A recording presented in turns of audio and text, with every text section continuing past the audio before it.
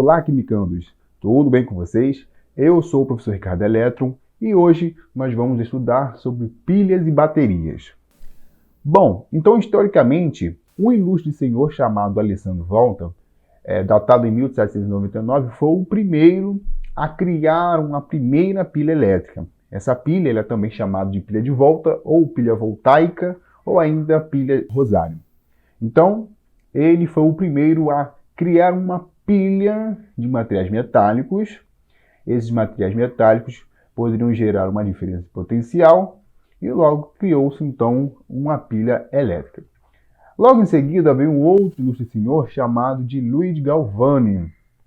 Esse rapaz, ele também criou uma pilha, lembrando de que ele em seu experimento verificou que após aproximar dois terminais, que eram fios, em pernas de rãs, ele percebia que essas pernas de rãs elas ficavam tremendo. E isso, claro, evidentemente, se dá devido ao ácido que está na superfície dessa rã, que geralmente gerou ali, né, um circuito elétrico. Bom, claro que esse experimento já tinha sido reproduzido, por exemplo, pelo próprio Alessandro Volta. Bom, em seguida, e não menos importante, um outro ilustre senhor chamado de John Frederick Daniell, que hoje nós conhecemos como pilha de Daniell, ele também criou uma estrutura elétrica onde nós tínhamos ali a diferença de metais que estariam embebidos ou solvatados por soluções do mesmo metal e que ali também gerasse corrente elétrica. E é a partir da pilha de Daniell que nós estudamos hoje a eletroquímica, aqui no contexto do ensino médio. Então, vamos lá entender como é que funciona a pilha de Daniell. Bom, aqui está a representação da pilha de Daniell, uma representação bem tranquila de se visualizar. Você tem dois recipientes, que é chamado de becker. Dentro desse becker você tem duas soluções, tá? Em cada becker. Nós vamos tratar de que são essas soluções. E dentro dessas soluções nós temos barras metálicas, uma de cobre, outra de zinco. O que une esses dois becker, né, esses dois recipientes com as soluções e os metais dentro, é a ponte salina. Ela tem um papel fundamental importante aqui. Beleza. Então, entre esses metais, eu posso ligá-los, por exemplo, com um fio, e desse fio eu posso estar utilizando como, por exemplo, uma lâmpada, ou até ainda um voltímetro, né, ou multímetro, se você for preferir usar. Bom, então, montei a pilha, vai acontecer a reação, vamos ter que esperar um tempinho. Quando começar a reação, nós vamos ver que alguém vai funcionar como polo positivo e alguém vai funcionar como polo negativo. Essa é a nomenclatura para pilhas aqui. Então, quem vai ser o polo positivo? É o que nós chamamos de cátodo. Quem chamamos de cátodo é quem sofre a redução. Logo, se ele está sofrendo redução o quê? De NOx. Se está sofrendo redução de NOx, quer dizer que o meu número de elétrons está aumentando. Opa, está aumentando o número de elétrons, quer dizer que eu estou ganhando massa. E se eu estou ganhando massa, quer dizer que a minha solução está mais diluída. Isso foi o que nós tratamos anteriormente, no vídeo anterior, que vai aparecer aí no card. Bom, quem é o polo negativo? O polo negativo vai ser um outro metal, e por isso será o cara que será chamado de anodo. Ele é o anodo, por isso ele será o cara que está sofrendo a oxidação. Se é esse metal que está sofrendo a oxidação, logo, oxidação, então isso quer dizer que eu estou aumentando o NOx.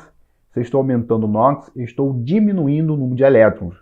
Beleza, se eu estou diminuindo o número de elétrons, quer dizer que a minha massa está diminuindo também. Então, estou perdendo massa, estou sofrendo corrosão.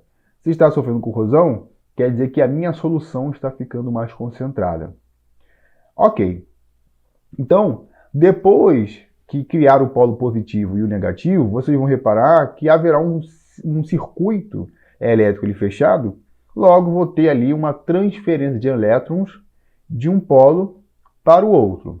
Então, atente-se à dica. Os físicos convencionam a direção de elétrons de um lado para o outro de uma forma um pouco quanto peculiar e diferente quanto à abordagem dos químicos.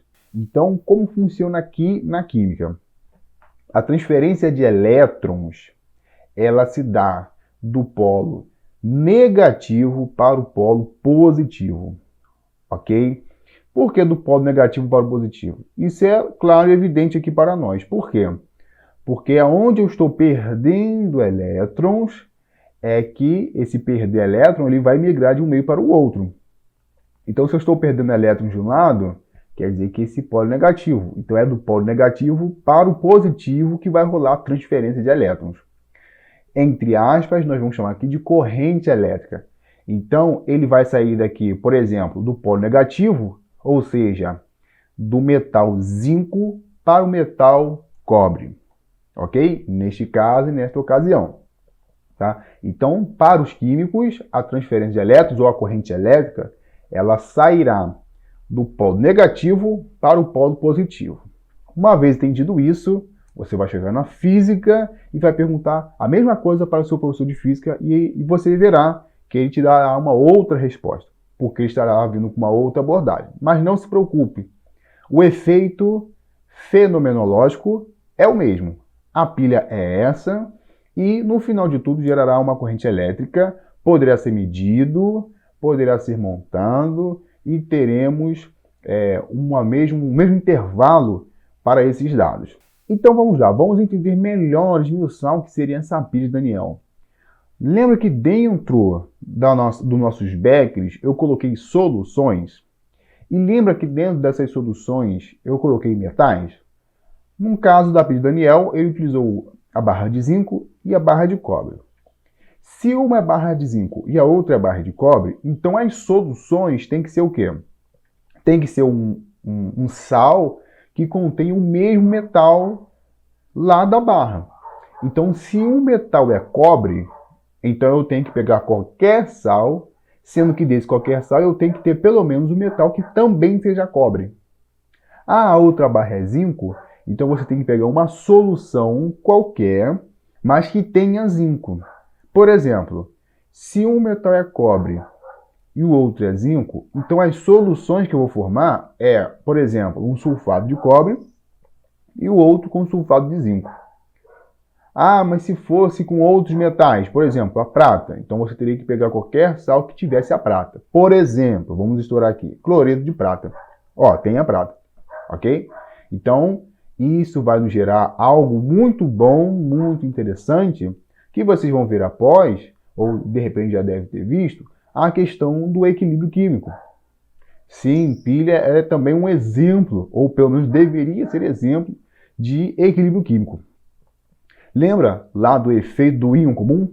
Exatamente. Então, esse, na verdade, é um dos únicos recursos que nós temos para explicar esse fenômeno eletroquímico.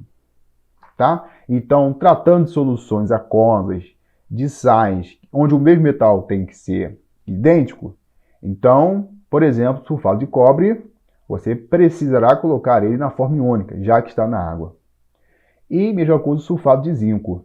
Pega o sulfato de zinco, coloque na forma dissociada, ou seja, na forma iônica, já que ele estará na água. Okay? Então, por exemplo, teremos aqui os íons de zinco mais o íon sulfato. No sulfato de cobre, teremos os íons de cobre mais os íons sulfato. E você vai reparar que eu terei os dois íons aqui em solução. Em cada solução eu teria o mesmo íon, que é o sulfato. Isso é um íon comum para as duas soluções. Bom, você também pode estar se perguntando qual é o motivo pelo qual eu preciso utilizar a ponte salina. A ponte salina, na verdade, ela serve para manter a neutralidade. Ela vai promover o equilíbrio do sistema. Sem a ponte salina, eu não consigo permanecer com aquela pilha por mais tempo. Então, para que eu continue com aquela pilha funcionando, é necessário ter a ponte salina. Então, vocês vão ver que no final de tudo, eu vou pegar as barras e vamos montar uma espécie de semi-reações. Cada semi-reação de cada barra. Então, nós teremos aqui as semi-reações do zinco e as semi-reações do cobre. São semi-reações que vocês vão ver que elas são retiradas de um material, onde eu vou pegar aqui quem está sofrendo redução e quem está sofrendo oxidação. Vocês já viram que os dois metais têm que sofrer fenômenos diferentes. Então, um sofre redução e o outro sofre oxidação. Então, sabendo disso, vocês vão retirar lá de uma tabela que estão padronizados. E aí, por exemplo, aqui, como o zinco está sofrendo oxidação, então você vai colocar ele na forma de oxidação. O cobre, como está sofrendo redução, vai colocar na forma de redução. Você vai ver que ele já estará na forma de redução. E aí eu vou simplificar a quantidade de elétrons. Simplifiquei a quantidade de elétrons, vou pegar quem sobrou. Ou seja, do lado de agentes e do lado dos produtos. Vocês vão ver que vai formar uma equação só. Essa é chamada de equação global, tá? É a equação no total. Bom, além disso, você terá dados, como por exemplo, dados experimentais do potencial eletroquímico. Esse potencial eletroquímico, ele é pertinente a cada material. Então, o zinco vai ter um potencial eletroquímico e o cobre também. E aí você vai fazer a diferença de potencial, que é justamente fazer a diferença entre esses potenciais de cada material. Então, por exemplo, se formos pegar o potencial de zinco e o potencial de cobre, no final de tudo temos um diferencial de potência que é de 1,10 volts. Esse aqui vai ser então a nossa tensão lá da física. Que aqui nós vamos fazer um tratado brusco e vamos chamar de diferença de potencial padrão, sendo igual a DDP, ou seja, diferença de potencial, ou ainda igual a FEM, força eletromotriz. Tá? Mas existem umas leves diferenças aqui e isso leva à sua utilização de forma bem diferente. Bom, então o que é o potencial eletroquímico? O potencial eletroquímico, na verdade, ele vai ser o parâmetro para indicar a possibilidade daquela reação acontecer ou não. Só que isso em termos de energia potencial. Tá? Então, por isso que vai ser um tipo energético para a gente entender se aquela equação vai de fato acontecer, se aquela reação vai acontecer. Então, na verdade, são valores experimentais, tá? Que na verdade são obtidos por atividades com muitas restrições, como por exemplo, a concentração tem que ser pelo menos 1 mol por litro. Assim também como a pressão, tem que ser de 1 bar ou 1 atm. E esses sólidos no estado padrão precisam estar na temperatura de 298 kelvins. Tá?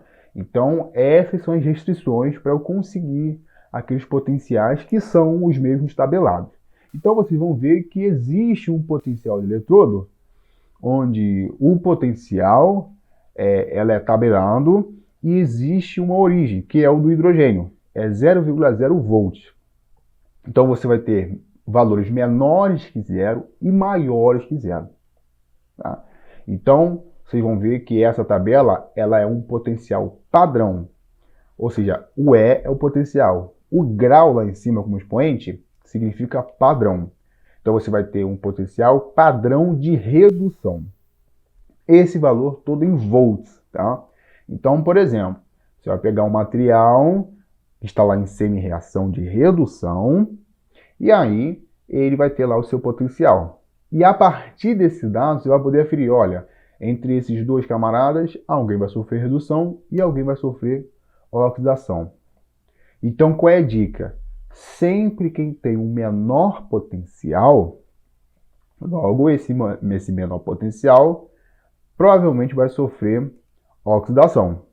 E quem tem maior potencial vai sofrer redução. Tá? Então, você vai sempre comparar entre um e o outro. Então, por exemplo, se eu for pegar aqui o cobre, que tem redução mais 0,34, e o zinco, que tem potencial menos 0,76, quem é o menor? Ora, o menor potencial é o menos 0,76. Beleza.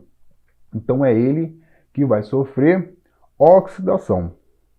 Se é ele que vai sofrer oxidação, então você vai precisar transformar agora essa semi-reação para a oxidação. E assim por diante. Então, o potencial eletroquímico ele vai ser esse indicativo para saber da espontaneidade dessa reação. Isso porque ele é reflexo da variação da energia de Gibbs. Então, por isso que existe um conceito que vai ser gerado através de uma definição, que é a variação da energia de Gibbs, sendo igual, então, a menos o número de mol, vezes Faraday, vezes o potencial padrão. Então, esse Faraday, na verdade, é a quantidade de carga que eu tenho ali no sistema. Então, uma vez entendido isso, consigo então resolver todas as questões possíveis de eletroquímica, no caso de pilhas e baterias. Obrigado se você ficou até o final.